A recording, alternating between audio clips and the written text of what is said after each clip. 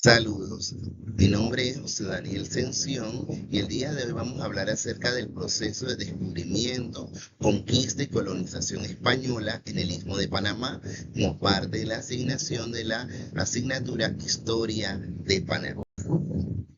Parte del contenido que vamos a desarrollar es acerca de lo que son las fases de la integración imperial, donde hay una primera fase de contacto, exploración, reconocimiento, de choque, propiamente donde hay una transición violenta de los cacicazgos autónomos a un punto de reconocimiento geográfico estratégico. Está la segunda fase de la conquista militar y la fractura sociopolítica, donde vamos a encontrar que hay una conquista militar y un colapso demográfico indígena que dio paso a la ruta interoceánica y el descubrimiento de nuevas zonas donde se podían movilizar. Está también la tercera fase, donde hay una colonización, institucionalización y sociedad de castas, donde encontramos que la sociedad empieza a organizarse, se habla de las repúblicas híbridas y también el surgimiento de lo que es algunos centros urbanos como Panamá Viejo y de la propia ruta interoceánica, la resistencia, el cimarronaje,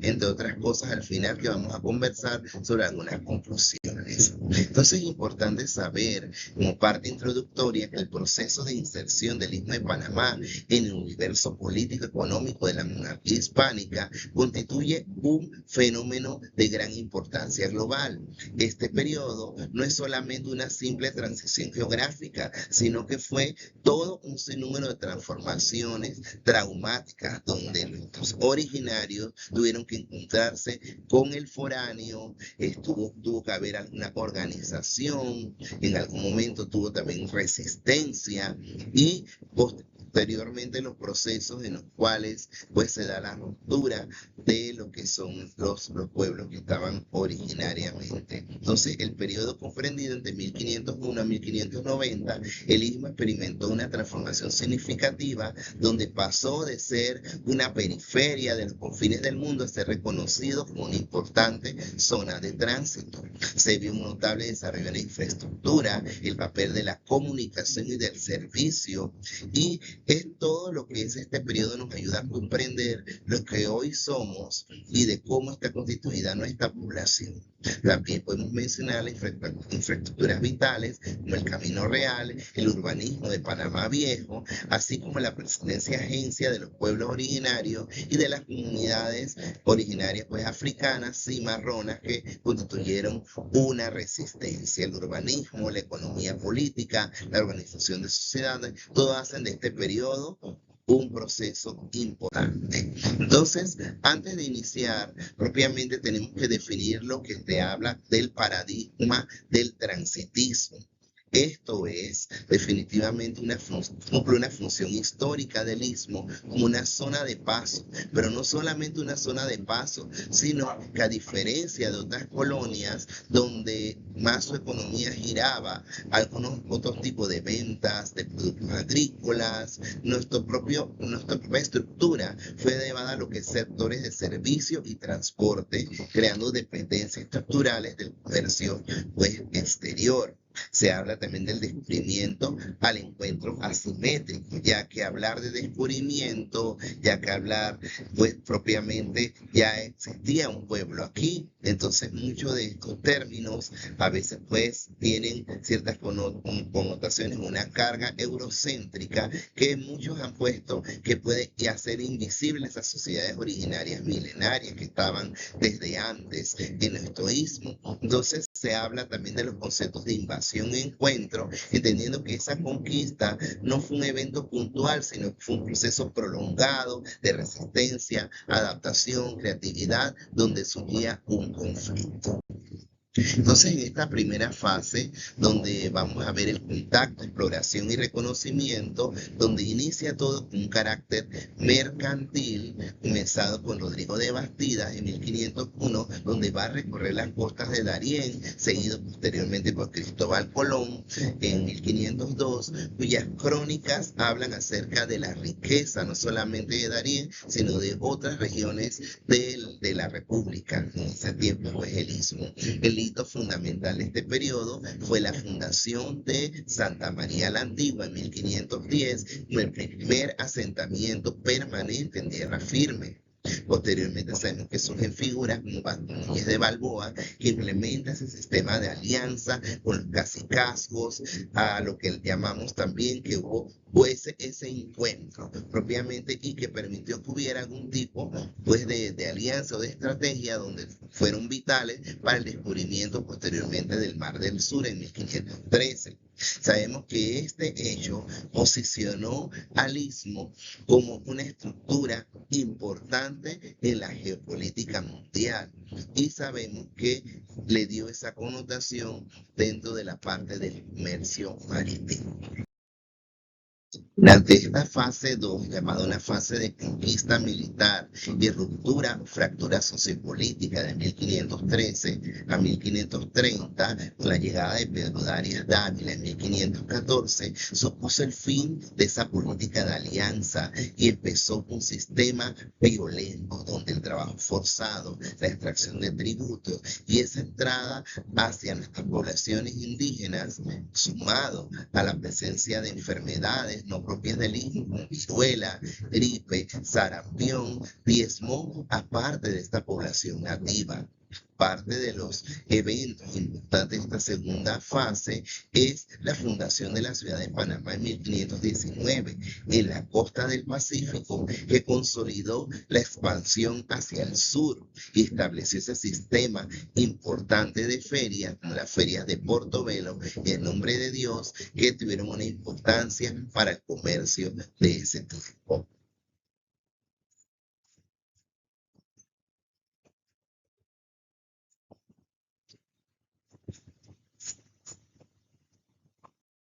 Sabemos que nuestros grupos indígenas tuvieron que presentar resistencia y estos no fueron espectadores pasivos, sino que desarrollaron estrategias complejas para poder sobrevivir. La primera fue resistir, una resistencia armada, por ejemplo en las guerras de Darién y Veragua para defender el territorio. Posteriormente alianzas estratégicas, tuvieron que colaborar con enemigos de España, piratas, corsarios y negociar por poder dentro de las ciudades y ya posteriormente la parte de la adaptación donde tuvieron que integrarse en la estructura económica colonial, muchos de ellos sometidos a trabajos forzosos. En la fase 3, que es una fase de colonización, institucionalización y sociedad de castas de 1530 a 1590, aquí se consolida la ruta transísmica, el camino real, como una parte medular del imperio hacia el tránsito de la plata del Potosí y se afianzó el orden colonial. En 1538 se creó la Real Audiencia de Panamá, que tenía funciones importantes administrativas como judiciales. Socialmente surgió una estructura pigmentocracia estamental donde el color de la piel jugaba un importante papel. En la cúspide de esa base estaba la élite peninsular y criolla, el comercio, la burocracia. En la base estaban nuestras poblaciones indígenas sometidas y lo que es la población africana esclavizada, que también vino posteriormente a jugar una parte importante de la resistencia. En esta fase se dio origen a una sociedad cosmopolita muy desigual, en la que la ciudad funcionaba como un espacio de negociación y fluidez y que la identidad muchas veces era limitada. Esta es parte de la ilustración de la sociedad de castas en esta ruta de tránsito, donde vemos que la base estaba formada por indígenas y los esclavos africanos sometidos a fuerzas de trabajo. A nivel intermedio estaban los artesanos, soldados, los mestizos, la élite estaba conformada por los criollos peninsulares que tenían más que todo el control del comercio y las encomiendas. Entonces, toda esta sociedad de castas también jugó un importante papel a nivel comercial, generando espacios de negociación y fluidez, pero sabemos que cada uno, pues su identidad era comandada por lo que es la sociedad. Sabemos que se habla de la estructura de una república híbrida. ¿Por qué? Porque propiamente, y esto es donde algunos historiadores señalan que aún en la parte de los colonizadores o los españoles no tenían un poder absoluto, ya que había una parte llevada a esas cuerdas por el negociado, por autoridades de la corona, autoridades indígenas cooptadas por la élite local. Y entonces, ¿quién gobernaba? Nos preguntamos, el poder no era ni absoluto ni vertical, sino era comandado por este tipo de estructura. Y por eso se le llama la república híbrida, donde se negociaba la legitimidad. Entonces sabemos que parte también importante de este periodo de la historia está la resistencia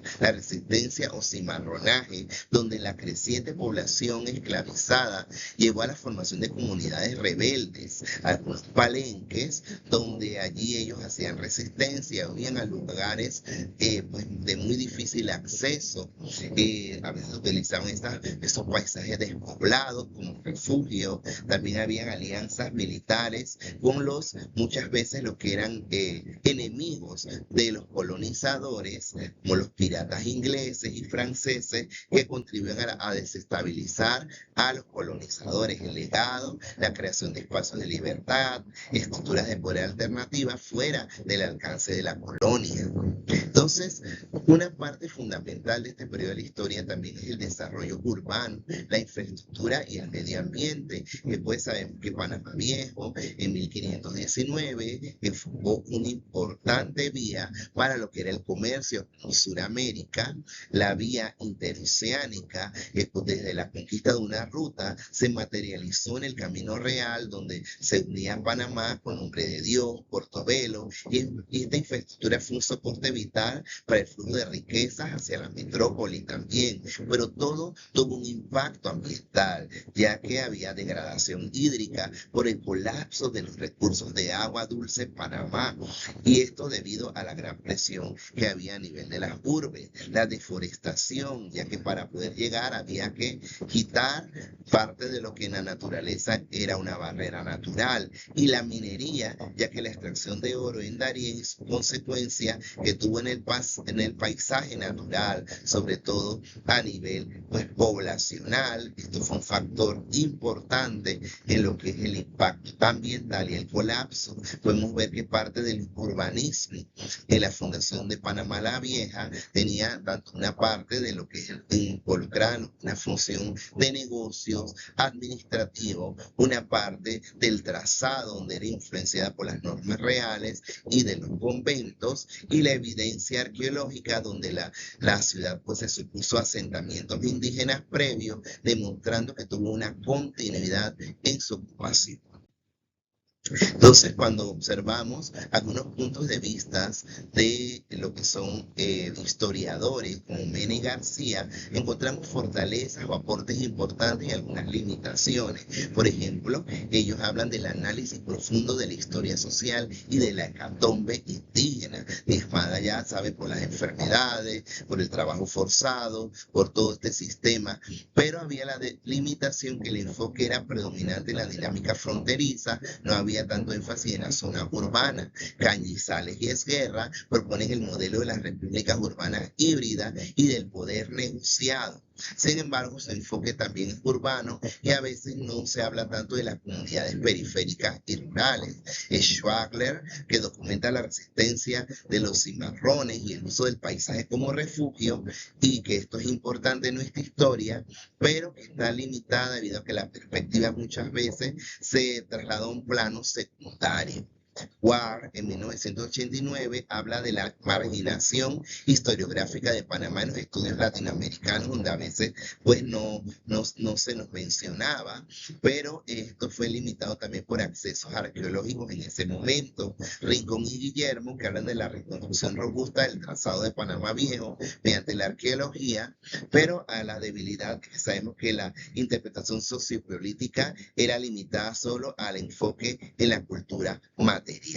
pero cada uno de ellos han contribuido a entender mejor nuestra historia. Para ya finalizar con esta importante asignación,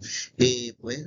Reconocemos que el análisis de este periodo de 1501 a 1590 permite establecer conclusiones fundamentales para comprender nuestra historia y nuestra identidad. Sabemos que nuestra identidad se forma a partir de una función como un nodo logístico, la conquista del istmo, que fue esencialmente la conquista de una ruta, subordinando el desarrollo interno a los intereses del comercio global. La modernidad del país nace de una ruptura estructural marcada por un colapso demográfico de nuestros grupos originarios y la violencia de la esclavitud. Pero podemos mencionar que también el cimarronaje, la resistencia de nuestros grupos originarios permitió que hubiera un crisol étnico único, una capacidad de adaptación que definió parte de nuestra cultura nacional. La fundación de Panamá y la creación de la Real Audiencia sentaron bases importantes a nivel territorial y administrativo que siglos después nos permitirían fundamentar lo que sería la soberanía nacional